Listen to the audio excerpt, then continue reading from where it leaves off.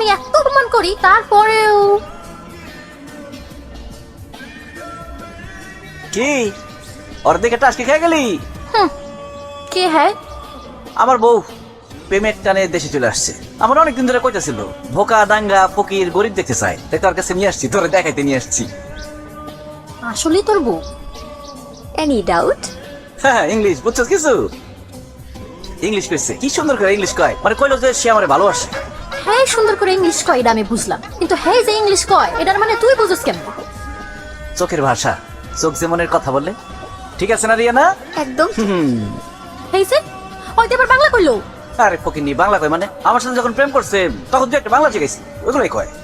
Mister wife, wife পর ফকিন্নি, হ্যাঁ গরিব বেগার, এগুলাই।